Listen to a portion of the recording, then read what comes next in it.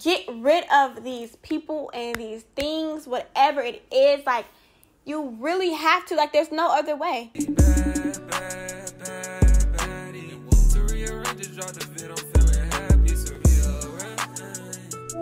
Hey, you guys, we coming from a different setting than the previous girl talks. Well, it wasn't girl talks. Previous sit-down videos. Today, I didn't want it to be structured for real. I just wanted to go with the flow and just chit-chat. My dogs, if y'all can hear that. Just chit-chat with you guys about the questions that you guys gave me on Instagram. So, I'm not going to do too much talking. Let's just go ahead and get into today's video because I do not want to go over 30 minutes. Thoughts on relationships in high school. I think that they're good. They're good for experience. They're good to let you know more about yourself, and you could obviously build with another person. Some people get out of high school and get in relationships or stay in relationships with their high school sweethearts. And I think that that's so beautiful. But I do know that relationships comes with a lot because y'all were kids together and then y'all grow up and marry each other and then have kids together and y'all wasn't supposed to cheat that whole time. Like, that's an amazing thing. But I think that they definitely shape you. Mine shaped me for sure. Yeah, and y'all know about mine, you know. Yeah. So I don't really think that they're bad. I think that they're good, whether they end bad or not. How do you cut off soul ties from a person? I have no idea. I think really just staying away from them. And if you are, you know, doing the do with them, obviously stop doing the do with them and lean on to your faith or whatever you want to call it. Like, go to your higher power, go to the higher power, go to the creator. That's what you need to do to get out of things like that. That's the only person. And yourself is in blocking them, no contact with people, because a soul tie is really, really, really, really, really bad. I have a friend that hates to hear the truth. How do I manage? Woo! I have a friend who hates to hear the truth. How do I manage?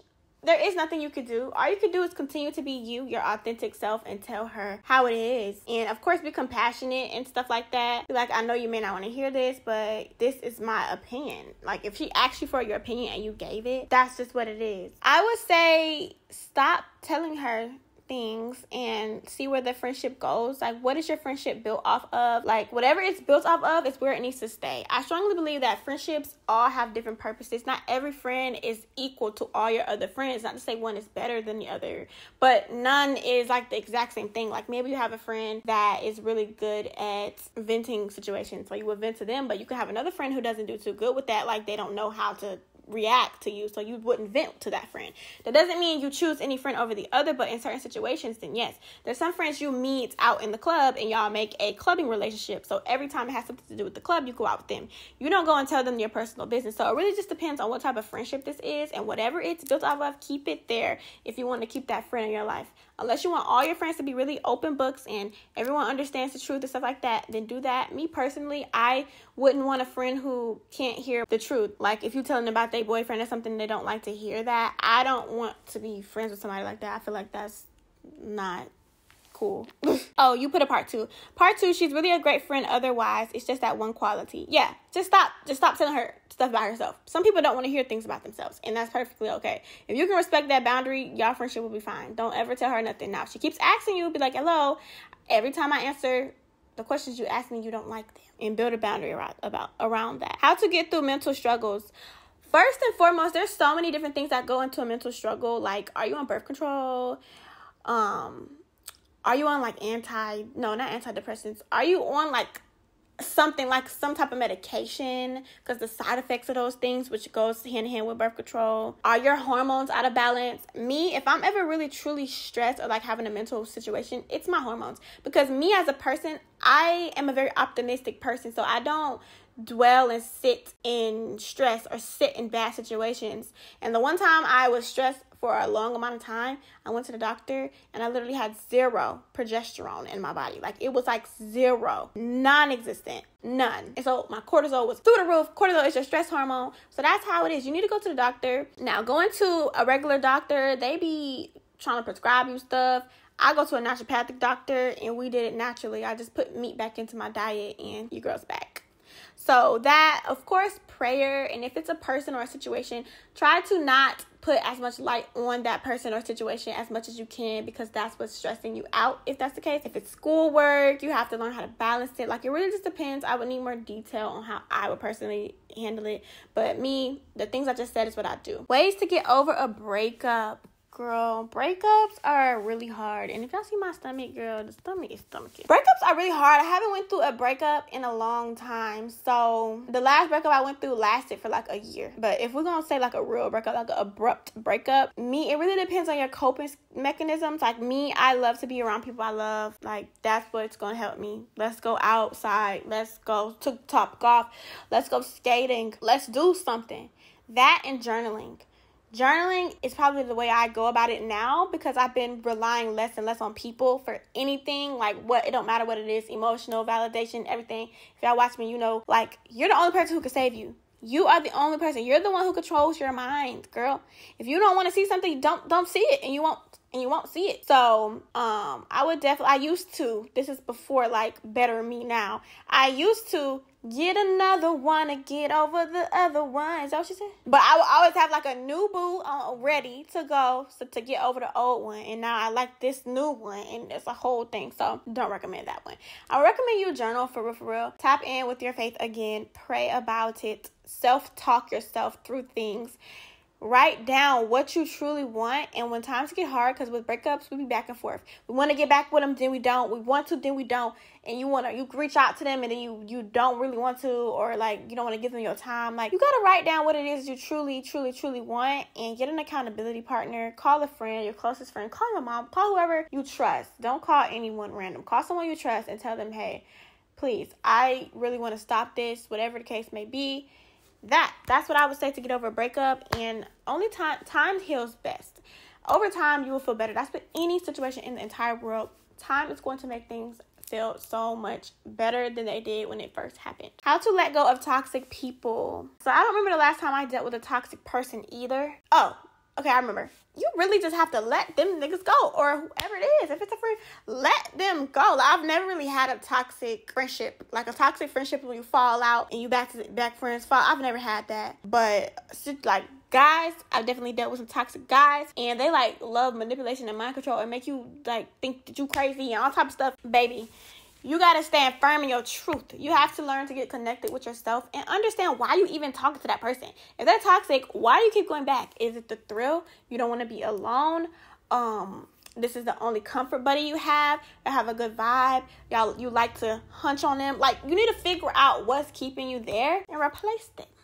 Because you don't need to tarnish your own brain and mental capacity to keep dealing with a person who you don't even need to be dealing with. Like, that's what I would say to let go of toxic people. You just really have to let them go. You have to be strong and build discipline and all of those things, which is not easy, but it takes time to do. So don't be upset at yourself if you fall back in with them or whatever. Learn to choose you. I would say focus on self-love, true self-love. That's talking to yourself, asking yourself if you're okay, feeding yourself, showering yourself, anything self-care wise for yourself. Build a good relationship with yourself. If you're going to tell yourself you're not going to do something, don't do it, because you're just breaking trust with yourself, and you moving forward, you will always think that you won't do something. Ex-boyfriend cheating and simply not leaving you alone, like harassment. I'm going through it. Me, I'm so good at like removing stuff out of my vision, because if you don't see it, you won't know. So just block him on everything you can imagine. If he knows where you live or live together, change your locks. If he keeps coming to the house, call the police. Like, get rid of these people and these things, whatever it is. Like, you really have to. Like, there's no other way, truthfully. Like, if he's harassing you, trying to get back with you, or telling you it's your fault, all these things, block his ass, like I just said, and change your keys until you move out that apartment. Call the police. Like, get a restraining order. Do anything to get away from these people, because these people are crazy. These people are freaking crazy. And I thank God I've never dealt with nobody that crazy before. Like, I've dealt with some crazy, but not that crazy. I've dealt with somebody who found my house before. But baby, you're never coming back. You'll never see this house. I will never open the door. You will never see me. I will call the police for you. They will meet you outside my door. No, ma'am. That's what I'd say. Ex-boyfriend cheating and simply not leaving you alone. Block his ass. I have no other answer. Like, that. Sex before committing. Sex before being in a relationship. Yeah. I don't really think that's the smartest thing. From experience, it's always better to hold yourself at a higher standard, because the guys treat you better.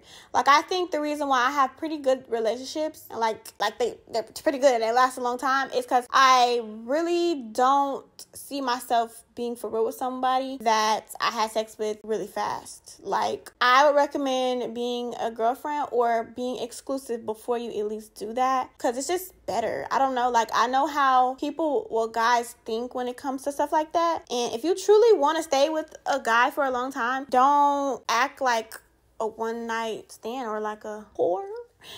Like, ain't nothing wrong. We all people. We all humans. Like, we all do stuff. But yeah, with people, I'm serious and I want to be with you. Like, I have a thought in my head that I'd be in a relationship with you. 9 times out of 10, we did not have 10 times out of 10, we did not have sex fast. Truthfully. So yeah, I don't really think that, me personally, I don't really do it like that, but I don't think nothing's wrong with it or anything. But I think it'd be like a raise the eyebrow when a girl be sad that they don't want to be in a relationship with them, but you did those things. Like, if he did that with you, he could think, oh my gosh, how many niggas has she done this with? Which, like I said, is crazy. But that's just how it is. If you want to be for real with a guy, that's what it gotta be. And same things for guys. There's certain things that girls see in guys and we don't want to be with them ever again. How do you push yourself more in your early 20s? I really want a lot for myself. I see a lot for myself and I don't have to really push myself for real. This is me. I really like it. Like, I enjoy what I do. I think that it's fun to work and I think that my life would be boring without it. But that's just me. So I don't really too much have to push myself. But what I would say is watch YouTube videos, read books. It might sound boring. If you don't want to read a book, read an audiobook about 20s and pushing yourself. Like, it doesn't always have to be monetary. I promise you guys. There's people who is my age who don't have businesses or whatever and live an amazing, happy life because they know how important success is for them. And success looks different in everybody's. Success is not a dollar amount, literally. To some people, success is a lifestyle. Success is being married, having kids. Like, everyone's success looks different. And don't change your success for somebody else's, because that's not being true to yourself. Have you ever felt insecure? Definitely. In my life, I have felt insecure before. And I've noticed all the times I felt insecure, it was an issue with me. It really didn't have anything to do with outside. It's because I didn't feel how I needed to feel about myself. So it all starts within. Like, you can't rely on somebody to validate you so much to the point where that's where you're getting your validation from. You need to validate yourself, because once you truly believe that you're whatever this is, that's what it's going to be. Just like being insecure is like poison. I hate it. It starts with the person. Like, you know how some people, we might think like society might not think that they're like the most beautiful thing in the world, but they think that they are the most beautiful thing ever. And that's their truth. That's the truth. Literally, that's their truth. So it all just starts with yourself. You set the standard for yourself. Now, people in life may have gave you responses like, yeah, like, what major insecurities come. We get our insecurities from society, like from the outside world. Like, if someone has a big forehead, they didn't know that growing up. They knew that when someone told them and pointed it out. So you just kind of erase that and look at yourself and really fall in love with yourself. Easier said than done. And again, I am really big on education. Watch videos, go to therapy. All of these things will help you. Overwhelmed, like I'm not doing enough, but in reality, I don't have the funds. She said, I guess my mindset is there. I just feel like I'm stuck physically. I feel lazy and stressed. So you definitely, in order to like really make more money in life, you do have to already have money. Like, you have not even have money. You have to have something to start with. Like, if you start a business, you need to already have that. Like, if you need to you need to take money to make money. So I would say focus on saving money to start something, also while educating yourself on moving forward. To get out of your laziness and things like that, for one, check them hormones. And for two, work on your discipline. Work on your eating habits. All of those things play a role in the energy that you have every single day.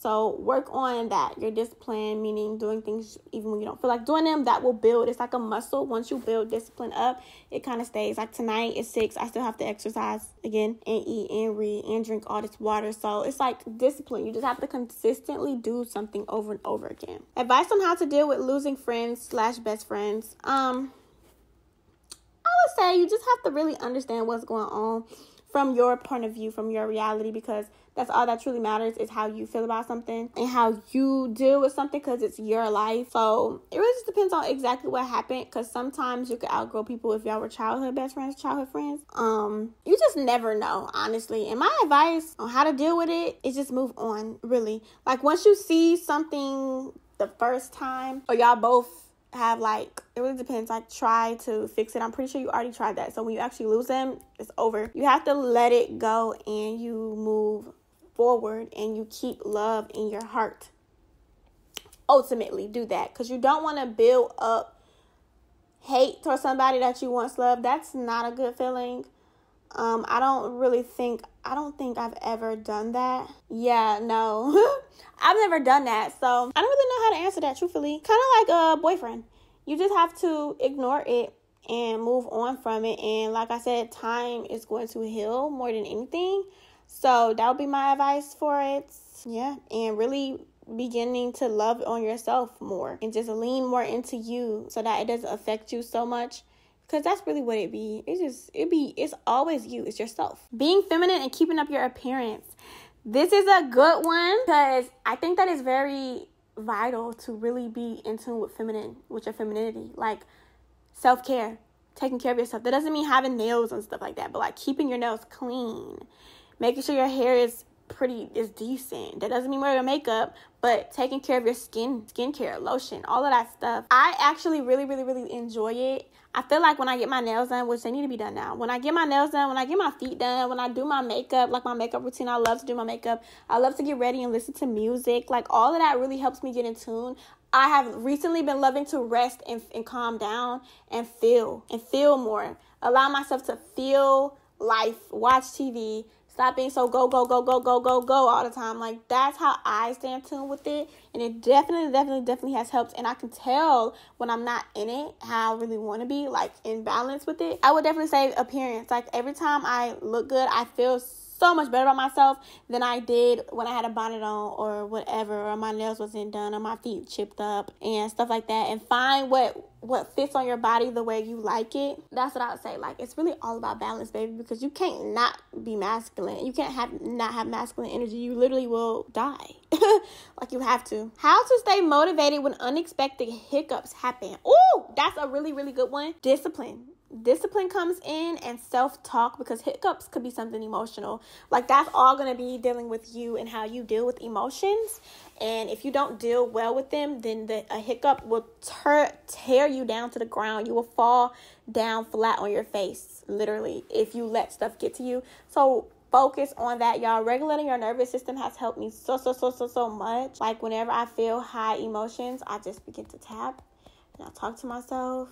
Right here, you can rub your neck down. Y'all might look at me like I'm crazy, but that shit works. Like, anytime I'm feeling a high sense of emotion, and I begin to do that, and I begin to calm down and think to myself and just talk myself through something how you would help someone else, it works. You can't just do it. You have to literally feel those taps. It's called somatic therapy. Work on regulating your nervous system. I hope I'm helping some girls out here in this world, because I used to struggle real bad with my emotions, and I'm not saying I'm perfect now, because, baby, something can get me 0 to 100 real quick, and I just been better. It takes practice. It really takes practice, but it's so well worth it. So, yeah, that and discipline. Discipline is even when you really don't feel like it, you do it. And also, I would say take a break. Rest. There's times where I felt so jumbled up some days that I would just go to sleep. I think I did it yesterday. Like, I would just go to sleep and wake up and be revived. How to heal and be at peace. How to know when enough is enough. Healing and being at peace is key to life, baby. Because once you heal, other people won't be able to attack you or tarnish you or get you out of character. Like, healing is something that I feel like a lot of humans in life don't do. But it's such a necessary tool to reaching true peace, because if you just sweep everything under the rug, you're not gonna have peace, because it's just all bundled and jumbled inside of you. So you gotta take those skeletons out of the closet and address each and every one. Like, if you have an issue, family issues, you don't have to address the person, because me personally, I didn't really address the people in my life that maybe have hurt me or added trauma onto me, but I did rewrite the story for myself. There's so many videos on how to heal and all of these things that I've been learning all of 2023, because 2023 was a year where I felt like I need to master these skills. And I'm not a master, but I'm definitely by the end of 2024, baby, I'm definitely gonna be a brick wall. Are you even talking to me?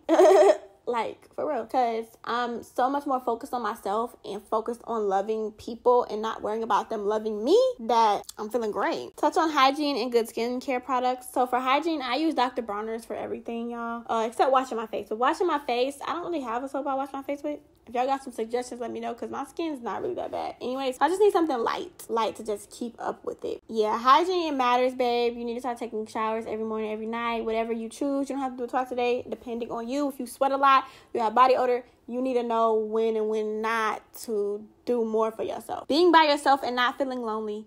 This goes into self-love, because I used to feel really lonely when I first was living alone, and that was a really big thing because I moved out with myself in 2022. That's why my life has changed so much in such a short amount of time. It really happened when I moved out. When I moved out, I realized how much people don't really think about you and how much you're not the center of attention. Like, people have their own lives, so they're not going to always be one call away like maybe it was before. And that was something I had to really deal with. And in 2023, that's when I really learned what it was. It's just like, you don't talk to yourself. You don't act like you're with yourself. Spend time with yourself. Act like it's another you, like the child version of you next to you, and you can spend time with her. You're baking cookies. You're not baking cookies alone. You're baking cookies with yourself. You're feeding yourself while you're on a date with yourself, because yourself is sitting right across from you. Like, stop saying that you're alone.